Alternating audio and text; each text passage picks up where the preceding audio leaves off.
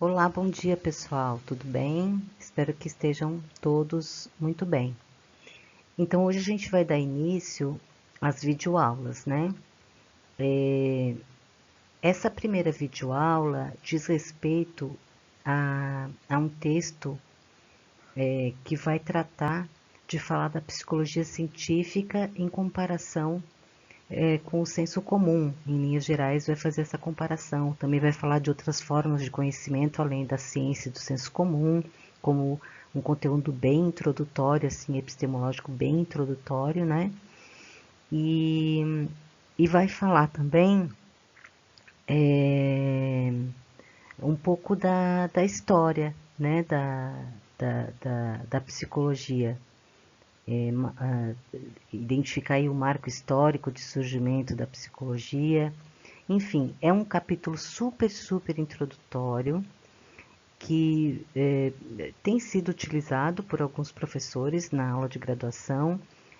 Como eu falei para vocês no nosso encontro, Bock, esse livro de Bock, Furtado e Teixeira, cujo nome é Psicologias, uma introdução ao estudo da psicologia, foi por muito tempo o livro mais utilizado. E depois ele, assim, paulatinamente, foi sendo substituído pelo livro de Figueiredo e Santi, cujo conteúdo do primeiro capítulo vai ser apresentado na próxima videoaula para vocês.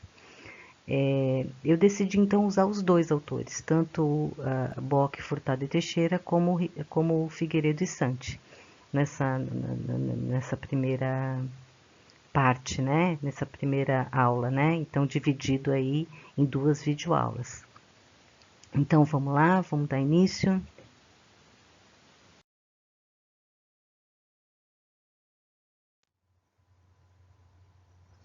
Então vamos lá. O que seria senso comum? A gente tem uma ideia, né, do que seja senso comum. Senso comum, de acordo com as autoras, né, e essa visão é compartilhada por todos da área científica, senso comum é aquele conhecimento que é acumulado no cotidiano das pessoas, né? É um conhecimento que é intuitivo, que ele serve para a gente conduzir a vida no dia a dia, né? É o conhecimento a respeito de como as coisas funcionam, de por que as coisas existem, por que as pessoas se comportam. Então, todo mundo tem uma teoria intuitiva a respeito das coisas que elas vivenciam ao longo do dia a dia. Até porque a gente não pode se basear no dia a dia para tomar as decisões do dia a dia com base só em conhecimento científico. Imagina, se a gente for atravessar uma rua, a gente vai fazer um cálculo científico da velocidade que a gente deve caminhar para atravessar a rua, em relação ao espaço que a gente tem disponível, em relação ao carro que está vindo. Então a gente não utiliza conhecimento científico o tempo todo, a gente utiliza conhecimento que foi passado pelos nossos pais, que a gente observa das outras pessoas. Então é aquele conhecimento que a gente acumula no nosso cotidiano, né? E esse conhecimento do senso comum, ele na verdade é uma mescla de conhecimentos que a sociedade incorpora, né? Conhecimentos de outras áreas, de áreas científicas, por exemplo, né? A ciência produz um conhecimento, divulga nos meios de comunicação e as pessoas incorporam alguns elementos desse conhecimento, utilizam, né, para orientar os seus dias. Então, o senso comum ele é uma mescla de conhecimento científico, de conhecimento religioso, de filosofia, de artes, né? A gente mistura um pouco de tudo que essas áreas humanas produzem e recicla, né? Enfim, a gente traduz tudo isso que a gente ouve numa teoria que é mais simplificada, né, a respeito das coisas. E então o senso comum ele pode ser traduzido como uma visão de mundo que a gente tem e que serve para nos orientar nas atividades do dia a dia. Então, como eu já falei no slide anterior, o senso comum é uma forma de conhecimento que a gente adota, né, na nossa vida. E só que a cultura, os homens produziram outras formas de conhecimento, como o conhecimento mítico ou religioso, né, que tem um pouco de relação aí, o conhecimento filosófico, conhecimento científico e o conhecimento artístico, né? Então, o homem, ao longo do seu processo de desenvolvimento, produziu várias formas de conhecer a realidade, né? De pensar a respeito da realidade, porque ele foi se deparando com fenômenos que ele não conseguia explicar, né? Ele olhava para o céu, por exemplo, e via relâmpagos, via trovoadas, via o sol se pôr, via a lua aparecer. Então ele começou a tentar criar explicações para esses fenômenos, né? E a partir dessas explicações foram surgindo essas formas de conhecer, né? O conhecimento religioso, primeiro o conhecimento mítico, em seguida o conhecimento religioso e depois o filosófico, que coexistem, né? Não quer dizer que um surgiu e deixou de existir para passar a existir outro. Esses conhecimentos, as formas de conhecimento coexistem, né? Na humanidade. E, e, e aí a forma de conhecimento científico, né? Que é a mais rigorosa do ponto de vista do método, né? De se adquirir conhecimento para explicar a realidade. E o conhecimento artístico, né? Que é vislumbrar a realidade a partir de um ponto de vista artístico. Como eu falei, a psicologia, elementos da psicologia, conceitos da psicologia, conhecimentos da psicologia foram incorporados ao senso comum, ao cotidiano das pessoas. As pessoas se utilizam de palavras derivadas de teorias psicológicas, por exemplo, se utilizam de diagnósticos, por exemplo, para falar de outras pessoas. E aí aqui as autoras apresentam alguns exemplos, né, de como a psicologia foi incorporada ao senso comum. E aí ela cita algumas frases, né? Por exemplo, a gente fala de psicólogo de louco, todo mundo tem um pouco, né? São expressões que a gente utiliza.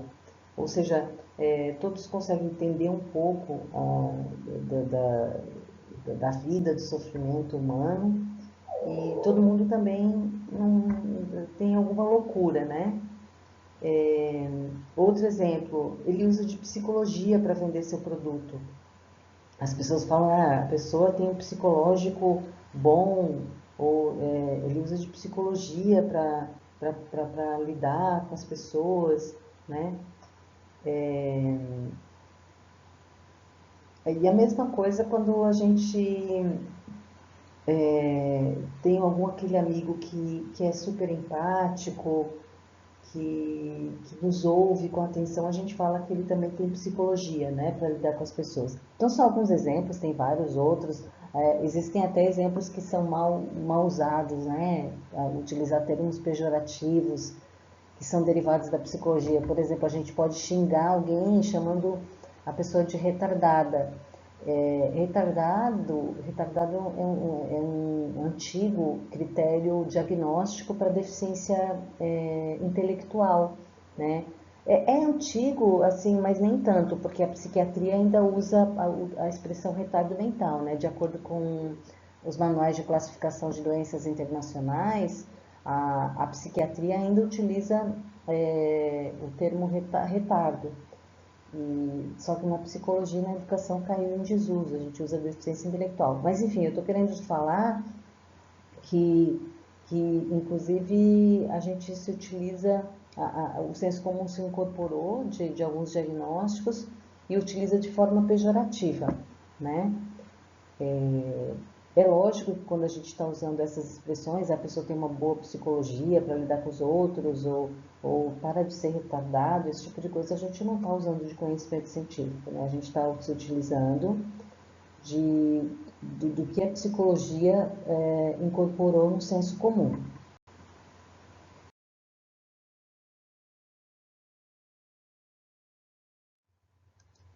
E aí, depois dessa breve introdução, né, que caracteriza o conhecimento de senso comum, as autoras vão começar a falar da psicologia como ciência. E aí é natural que a gente comece a falar do marco histórico, né, do marco que fundou a psicologia como ciência no mundo. Esse marco tem sido definido com a criação do primeiro laboratório de psicofisiologia experimental ou de psicologia experimental em Leipzig, na Alemanha, por Wundt, no ano de 1879. Então, esse é um marco histórico que diz assim, não, aqui começou a psicologia científica, em 1879, com a criação desse laboratório. Esse marco aqui, ele separa os conhecimentos psicológicos como se fosse em duas partes. Até aqui, em 1879, as ideias psicológicas existiam, né? Se pensava a respeito de coisas psicológicas, a respeito da mente, do conhecimento, da aprendizagem, só que era a partir de uma abordagem mais filosófica. Então, as ideias psicológicas eram ideias mais abstratas e filosóficas, e giravam muito em torno da ideia da existência de alma, né? Dos elementos da alma, da força da alma, das motivações da alma, porque se entendia que a alma era a sede do psiquismo, né? Do que é psicológico no ser humano. A própria palavra psicologia significa estudo da alma, né? Psique é uma tradução de alma, né? Então, o que eu quero dizer aqui, o que as autoras dizem, é que a psicologia como ciência surgiu em 1879, mas antes disso existia como se fosse uma psicologia filosófica, assim, né? Uma especulação a respeito de coisas relacionadas ao psiquismo humano.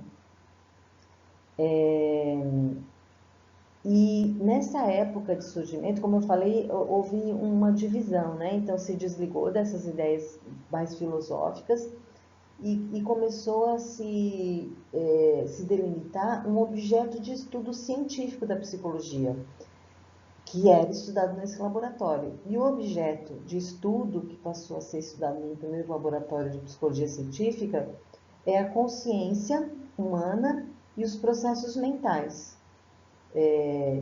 Então, a gente vai ver isso um pouco com mais detalhes à frente, mas por enquanto o que a gente tem que deixar claro aqui é que quando se funda uma ciência psicológica, ela precisa ter um objeto de estudo, né? Na verdade, para a gente entender um pouco melhor isso, a gente tem que pensar que a psicologia, quando surge como ciência, ela quer parecer uma ciência, ela quer deixar de ser filosofia, ela se inspira no modelo positivista, né? No modelo de fazer ciência da biologia, das ciências naturais. E aí a gente sabe que lá no começo do século, desculpa, lá no final do século XIX, algumas ciências já estavam estabelecidas, algumas ciências naturais.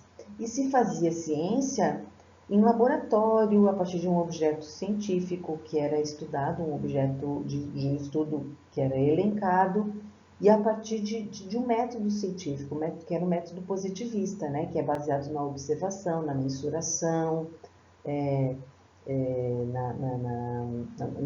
na testagem de hipóteses.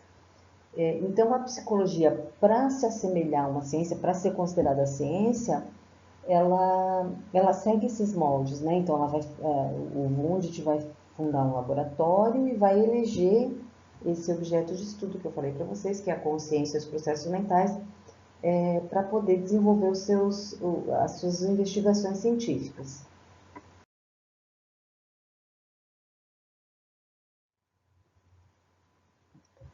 Bom, a partir de sua fundação, da psicologia como ciência lá na Alemanha, a gente vai começar a observar que a psicologia não se torna uma ciência unificada, ou seja, não são todos os cientistas do mundo que vão adotar esse mesmo objeto de estudo que Wundt adotou e utilizar o mesmo método científico que ele adotou. A gente já vai ver um pouco mais para frente que método foi esse de que Wundt adotou. Então, outros estudiosos que começaram a se interessar pela psicologia, vamos dizer assim, eles não concordaram com Wundt no modo como ele desenvolvia os estudos científicos da psicologia. Então, vai surgindo, né, a partir de Wundt, vários sistemas ou várias escolas psicológicas. Eu acho que vocês já ouviram falar isso, né? A psicologia não é unificada, ela é formada por várias escolas. Por exemplo, tem a psicanálise, o behaviorismo, a gestalt, a psicologia sociohistórica, ou seja, vários sistemas ou teorias psicológicas começaram a se formar no mundo para tentar disputar a verdade na psicologia, para tentar disputar assim, não, a ciência psicológica deve estudar tal coisa e de tal forma, entenderam? Então, assim, não existe uma unificação. Existe, por isso que esse livro das autoras, o nome dele é Psicologias, não é psicologia, é psicologias, uma introdução ao estudo da psicologia. Ou seja, as autoras defendem, não é só elas que fazem isso, não são só elas que fazem isso, são vários autores que defendem que não existe uma psicologia única, existem várias psicologias, exatamente porque há uma diversidade de objetos de estudo, ou seja, diferentes pesquisadores, estudiosos, fundaram diferentes escolas para estudar coisas diferentes da psicologia e de forma diferente. Então, a psicologia é um campo muito complexo para se entender. Né? Vocês, eu imagino que a maioria de vocês tem interesse em fazer psicologia, então eu já estou passando essa ideia geral e introdutória, assim, né? A psicologia não é unificada, tem várias escolas. Então, as autoras vão dizer que a psicologia se caracteriza exatamente por essa diversidade de objetos de estudo, né? Alguns estudam o comportamento, outros estudam mais a personalidade, outros estudam o inconsciente, outros a consciência, outros se debruçam mais pelo estudo dos sentimentos, ou outros pela cognição, pelo desenvolvimento cognitivo. E o interessante é pontuar aqui que por trás de cada uma dessas teorias tem uma visão de homem e uma visão de mundo que é discordante, que elas não são equiparáveis, assim. E isso, a gente vai ver também um pouco mais à frente, acabou gerando uma crise dentro da psicologia, né? Porque, afinal de contas, que ciência é essa? Que não tem um objeto comum, não tem métodos para estudar comuns, produzem conhecimentos distintos, têm visões de homens totalmente distintas e incompatíveis, às vezes, visões de mundo também, né? Então, como eu falei, é bem complexo tentar entender todo o universo de teorias que compõem a psicologia, porque a gente se depara com essa incompatibilidade, né, entre elas. De acordo com a autora, essa diversidade de objetos de estudo se deve a algumas razões, né? A primeira razão é porque a psicologia é ainda um campo de conhecimento novo, recente, né? Ela surgiu lá em 1879, então no final do século XIX, então a gente tem aí um pouco mais de um século de existência, e em termos de desenvolvimento de uma ciência é pouco tempo, é uma ciência bastante jovem. Então essa pluralidade de objetos, de métodos, pode ser devida exatamente a essa jovialidade, né? A esse pouco tempo de ciência. Então se imagina que ao longo aí dos anos, dos séculos, talvez a gente encontre alguma unificação. De fato, existe uma teoria psicológica, que é a psicologia histórico-cultural, que a gente vai ver também mais para frente, que propõe uma unificação, né? E ela é antiga, ela já tem mais de 100 anos, né? Ela é do final do século XIX, não, desculpa, ela é do início do século XX. Então a gente vai ver que já existe uma proposta de unificação da psicologia, que é a psicologia histórico-cultural, mas a gente vai ver isso mais adiante. Uma outra razão para a diversidade é de natureza epistemológica. Por quê?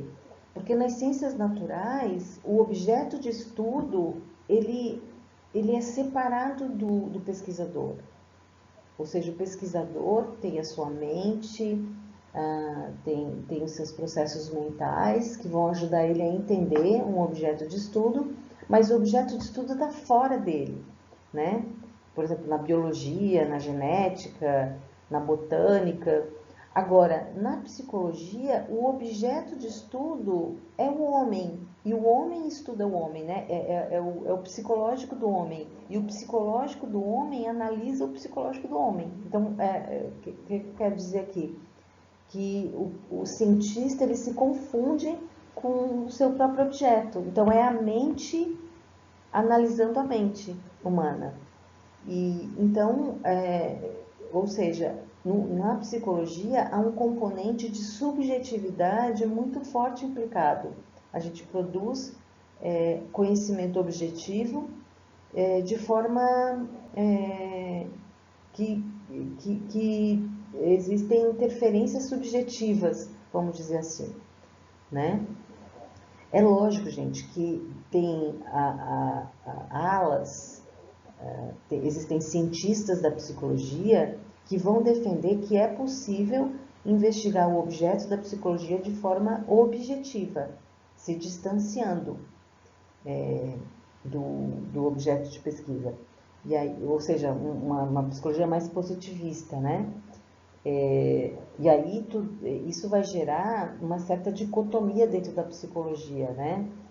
Não sei se vocês já ouviram falar, existem dentro da psicologia a pesquisa qualitativa e a pesquisa quantitativa. Então, quem acredita nesse estudo mais objetivo de um fenômeno psicológico vai andar mais pela pesquisa quantitativa. Quem acredita na interferência subjetiva muito grande do pesquisador no seu objeto de estudo vai optar por métodos mais qualitativos. Mas, enfim, as duas formas de pensar o objeto de estudo da psicologia coexistem até hoje. E a terceira razão é que, exatamente por essa subjetividade que está implicada no estudo do fenômeno psicológico, a gente não pode esquecer que o homem é dotado de concepção de mundo e de homem, né? E aí essa concepção vai interferir no modo como ele vai desenvolver sua teoria. Por exemplo, os psicanalistas têm uma visão mais idealista do homem, né? E aí ele vai eleger como objeto de estudo o inconsciente. E os comportamentalistas têm uma visão mais realista de homem. E aí o objeto de estudo vai ser o comportamento observável, né? Aquilo que se pode medir. Já o inconsciente, ele não pode ser mensurado, né? A gente infere a existência dele. E essa inferência é feita a partir de argumento idealista, né? Que fica... só argumentação lógica que existe. A gente não pode comprovar a existência do ponto de vista observável, né? É lógico, gente, que os psicanalistas vão dizer que existe como identificar manifestações do inconsciente. A gente vai ver um pouco mais à frente as teorias psicanalistas, a teoria psicanalista de Freud, que vai mostrar as manifestações do inconsciente, né? Mas, de qualquer forma, elas partem de visões de homem totalmente distintas, né? Por exemplo, na psicanálise, o homem, ele é motivado exatamente por essas forças inconscientes, né? Que estão reprimidas, que ele não tem acesso. Então, o homem, ele na maior parte do tempo, o funcionamento dele impulsionado por essas forças, né, inconscientes e não pela consciência. Já os comportamentalistas vão dizer que o que vai orientar o comportamento humano são os reforços do ambiente, né? É como o ambiente condiciona as ações do homem. Então, nos psicanalistas, a motivação do comportamento está no inconsciente, né? Nos instintos, no inconsciente. E para os comportamentalistas, a motivação do comportamento está no ambiente. Então, são formas muito distintas de entender o homem. Então, como eu falei, para essas autoras não existe uma psicologia. Existem ciências psicológicas, né, que partem de objetos de estudos distintos e investigam esses objetos a partir de métodos científicos distintos também e produzem explicações totalmente distintas a respeito do funcionamento humano. Algumas delas, como eu falei, totalmente incompatíveis entre si, né? A essa diversidade de objetos de estudo, de método e de explicações a respeito do homem, que Vygotsky vai chamar de crise da psicologia. Né? Então, para Vygotsky, quando ele identifica essa multiplicidade de psicologias, ele fala, olha, existe uma crise. Isso que existe não pode ser considerado ciência psicológica, uma ciência. Porque para ser considerado uma ciência tem que ter um objeto único, um método único, né? Mas isso é a visão de Vygotsky, né? A Bock, Furtado e Teixeira só vão defender que existem, então, multiplicidades de psicologias.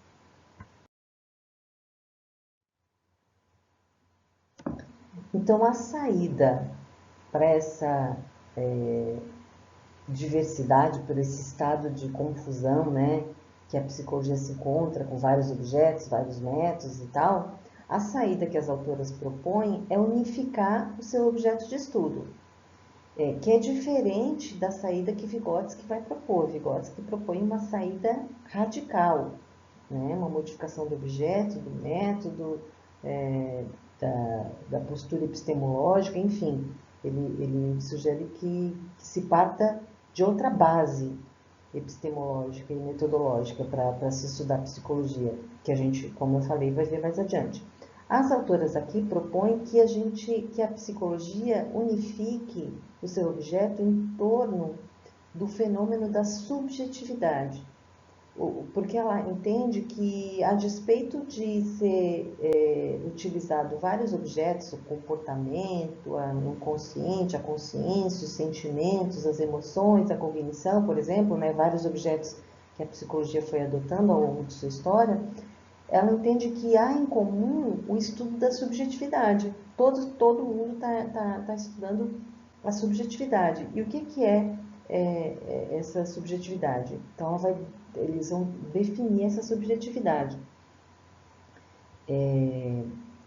Então, aí tem uma passagem aqui do texto que elas falam assim: a identidade da psicologia é o que a diferencia e o que a diferencia dos demais ramos das ciências humanas, e pode ser obtida considerando que cada um desses ramos enfoca o homem. Desculpa, gente. Vou ler de novo.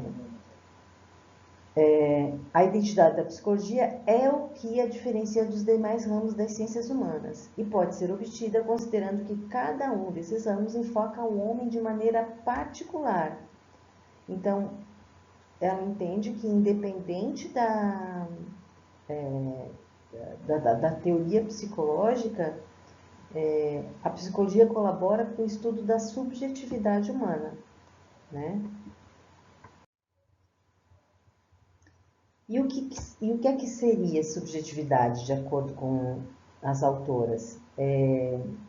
Subjetividade seria a síntese singular e individual que cada um de nós vai construindo conforme vamos nos desenvolvendo e vivenciando as experiências da vida social e cultural. Então, subjetividade é aquilo que há de peculiar, de único em cada um de nós. E aí a gente já pode deduzir por essa fala aqui que não é algo inato, é algo que é construído a partir das nossas vivências, né? Então, desde que a gente nasce, a gente experimenta, se relaciona primeiro com os pais, a gente aprende a utilizar os artefatos da nossa cultura, a gente aprende uma linguagem, né? A gente vai então experimentando e aprendendo nessa vida social e cultural, e a gente vai criando esse modo particular de funcionamento, de sentimento, de compreensão da realidade, de formação de identidade. Então, essa experiência singular e particular que vai dar forma à subjetividade. Então, na subjetividade está incorporada todas as expressões humanas, né? As visíveis, por exemplo, o nosso comportamento, as invisíveis, os nossos sentimentos, as singulares. Então, por que a gente é da forma que a gente é e é diferente das outras pessoas? As genéricas, né? Existem elementos que são comuns a todos os seres humanos também. Todos falam, todos engatinham, todos caminham. Isso faz parte da nossa subjetividade também. Então é isso, é o homem corpo, o homem afeto, o homem ação, e tudo isso, de acordo com as autoras, está sintetizado no termo subjetividade. Nesse slide aqui, eu trago a contribuição de outro autor bastante importante para a psicologia, que é o Figueiredo. O livro dele também está disponível lá no Encontro 2, Psicologia, uma nova introdução. Ele também passou a ser utilizado bastante, mais recentemente, nos cursos de psicologia. E ele faz, esse livro que eu coloquei lá é de leitura complementar, tá? Então, se vocês puderem, tiverem tempo para ler, eu recomendo, porque ele faz uma análise mais profunda do surgimento da experiência de subjetividade, o que ele chama de subjetividade privada. Na verdade, ele faz uma análise mais sociológica, eu diria, do surgimento dessa experiência, né? Porque para ele, ainda que a gente tome como universal, ou seja, que sempre existiu subjetividade, afinal de contas sempre existiu esse... a gente pode pensar, né, que sempre existiu essa experiência única, pessoal, singular. O Figueiredo vai ponderar isso, ele vai dizer que nem sempre existiu essa experiência de fórum íntimo, privado nas pessoas. Na verdade, ela surgiu num determinado momento histórico da sociedade, né? E ele fala que essa experiência surge normalmente quando há passagem a grandes mudanças na sociedade, quando se passa de uma tradição cultural, por exemplo, onde se compartilha valores, normas e costumes, para uma outra nova tradição cultural, por exemplo, o rompimento da Idade Média para a Idade Moderna, onde absolutamente tudo muda, né? Os valores, a visão de homem, as normas que orientam a sociedade, os costumes. Então, ele vai dizer que diante dessas situações, é como se a experiência humana ficasse abalada, porque ela antes ela era orientada por um conjunto de valores e de normas, e aí quando há ruptura, esses valores se perdem, é como se o homem também ficasse perdido, sem saber como se orientar. Então, nesse momento, ele recorre a. Ele se volta para o próprio eu e começa a pensar, por exemplo, o que é certo, o que é errado, como eu devo me conduzir no mundo, o que é apropriado em termos de comportamento, como que eu devo me sentir. Então ele se volta para si mesmo para buscar responder essas perguntas, né?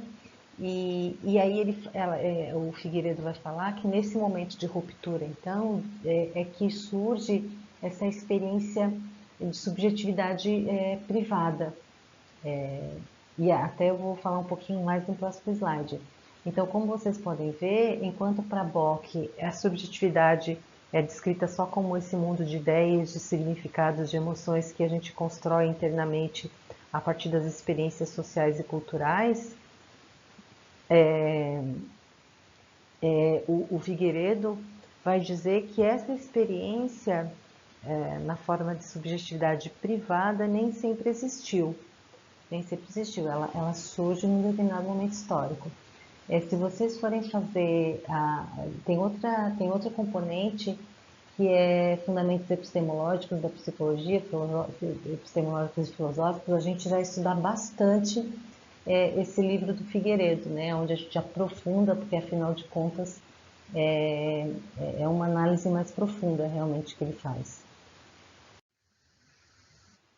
Então aqui existe uma continuidade, né, da análise de Figueiredo, e aí eu pego uma passagem de texto do livro dele, onde ele fala exatamente em que contexto surge essa subjetividade privada, né?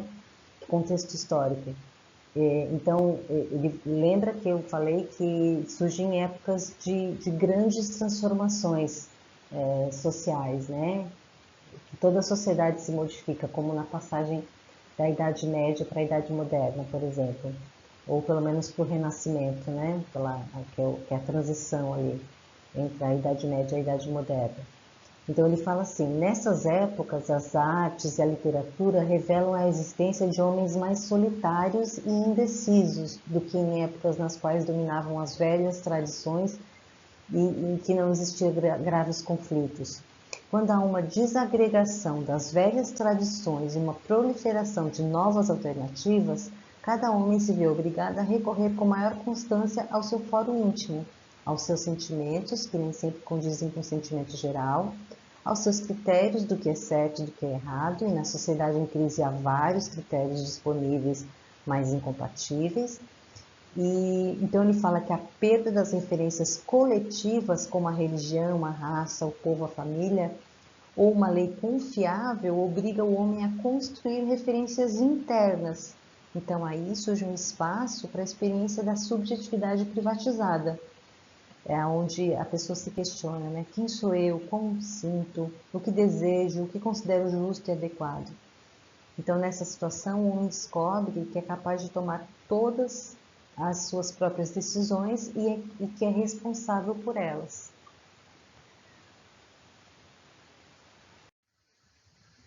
Bom, independente se a gente parte do conceito de Bock sobre subjetividade, ou se a gente aprofunda esse conceito do ponto de vista histórico, sociológico, né, adotando a postura de Figueiredo, o que está por trás desses dois conceitos é o questionamento da natureza inata da subjetividade, né? Então, isso a Bock vai discutir bastante. Então, ela é inata ou aprendida, ou adquirida? Então, é óbvio, pelo que a gente falou até agora, que não é inata, né? Então, a gente não nasce com capacidades inatas de sentir, de pensar, né, o modo como a gente vai se comportar, como a gente vai entender a realidade. Isso parece bem óbvio, mas durante muito tempo se acreditava que o que é psicológico é inato, né? E até hoje em dia ainda existem ditados, né, de expressões que denotam que a gente já nasce pronto do ponto de vista psicológico, né? Que a gente puxou o pai, puxou a mãe, então é teimoso igual o pai, porque puxou o pai, como se fosse uma característica genética, assim, né? E de fato, nada do que é psicológico é genético, nada. Então tudo é construído aos poucos, e a subjetividade não é de outra forma, né? Ela se constrói aos poucos, porque a gente vai se apropriando de todos os bens, né? Da cultura, dos conhecimentos, das produções, sejam materiais ou imateriais da cultura, e só que a gente se apropria disso de forma ativa, né? Então não é, a gente não assimila tudo de forma passiva, a gente vai experimentando, vai rejeitando algumas coisas, vai interpretando, Então a gente vai fazendo uma construção ativa da própria subjetividade. Então daí se deduz que o homem se constrói, né? Ele transforma o mundo, ele entende o mundo de forma ativa, ele transforma esse mundo e nesse processo ele vai se construindo e se transformando a si próprio. Bom, do que a gente viu até agora, a gente deduz então que a subjetividade ela é uma construção ininterrupta. Então a gente continua, em termos de humanidade, construindo formas, construindo subjetividades, né? A nossa cultura, as nossas interações sociais continuam incessantemente a produzir novas subjetividades, né? Então, no mundo contemporâneo, as formas atuais de vida, a globalização, as novas tecnologias, tudo isso tem impacto sobre os modos de ser das pessoas, né? Sobre os modos de ser, aí está incluído os modos de sentir, os modos de pensar e os modos de se comportar, né? Ou seja, o nosso mundo contemporâneo produz essas subjetividades novas, né, emergentes de uma realidade que também é nova, que a humanidade nunca viveu, né? Esse mundo das novas tecnologias, da globalização, ele é um mundo sem precedentes, né, na história da humanidade. Então é lógico que isso tem efeitos sobre as subjetividades das pessoas, né? Então, a produção dessa subjetividade, o estudo dessas novas subjetividades, deve envolver a compreensão, né, o desvendamento das relações do mundo cultural, político, econômico, que envolvem aí, né, o homem. Exatamente porque tudo isso mobiliza, como eu falei, esses modos de pensar, agir e sentir no mundo. Para finalizar essa parte do capítulo, as autoras vão falar de algo que às vezes é confundido com psicologia, que são as práticas alternativas, as terapias alternativas, por exemplo, né? Elas são diferentes da psicologia, elas não são psicologia, porque são baseadas, tem base mística, né? Só que, às vezes, como eu falei, é confundido, porque uma pessoa que está com algum problema de relacionamento amoroso, por exemplo, ela poderia tanto procurar um psicólogo, como ela também pode e acaba, às vezes, procurando uma astróloga, uma pessoa que lê carta, né, lê tarô, lê mão, porque, de alguma forma, esses dois, vamos chamar de profissionais, eles podem ajudar na condução dessa vida amorosa, né? Mas aí as autoras, na verdade, elas só vão demarcar que isso não são práticas psicológicas, não podem ser anunciadas como práticas psicológicas, né? Então, até tem questão ética envolvida aí, né? Quem faz astrologia não pode vender tratamento de algum problema, né? De natureza psicológica. E aí tem várias, tem terapias alternativas, como eu já falei, regressão de vidas passadas, por exemplo, que é mais espiritual, vamos dizer assim. Então, tudo isso na prática psicologia, a prática psicológica. Exatamente por que não são práticas da psicologia? Porque elas não são construídas a partir de métodos e princípios científicos, elas estão em oposição ao princípio de que o homem é um ser autônomo, né? Um ser que se desenvolve e é ativo, como eu acabei de falar, ele se desenvolve de forma ativa, construindo a si próprio, transformando o mundo à sua volta e transformando a si mesmo. Então, essa autonomia, quando a gente pensa na astrologia, por exemplo, não existe a autonomia do homem, né? O homem é determinado pelo posicionamento dos astros, né? No momento do nascimento, por exemplo, isso vai interferir no modo como ele vai conduzir a própria vida. Então não é o homem que está à frente nas decisões, né, a respeito da vida, e sim os astros, por exemplo. Então esses dois elementos aí não são construídos a partir de métodos e princípios científicos e não vê o homem como um ser autônomo, é o que caracteriza a diferença dessas práticas alternativas da ciência psicológica. E essas práticas alternativas, elas, quando vendem serviços psicológicos, elas são passíveis de punição pelo Conselho Federal de Psicologia, né, ou pelos conselhos regionais. Então a gente tem que tomar muito cuidado. Inclusive, se uma pessoa não é psicóloga, não é formada em psicologia, mas sim em práticas místicas, e vender o seu atendimento, o seu trabalho como psicoterapia, ele pode ser punido pelo conselho. Então, no lugar de psicoterapia, não que a pessoa não possa fazer, ela até pode, e de fato essa prática alternativa pode até ajudar algumas pessoas, né? Só que não é psicoterapia, porque não tem base científica, e sim uma terapia alternativa, então tem que estar bem claro que não é psicologia. Então, e aí, aqui tem implicações, por exemplo, para o psicólogo, que também é místico, né? Na hora que ele vai anunciar o seu serviço, ele tem que estar bem claro se ele está anunciando um serviço da psicologia, baseado em técnicas e métodos científicos, ou se ele está anunciando um serviço que é alternativo, né? Então aí ele não vai estar funcionando como psicólogo. Então são questões assim sérias e que a gente precisa considerar na hora que a gente vai avaliar a atuação de alguém.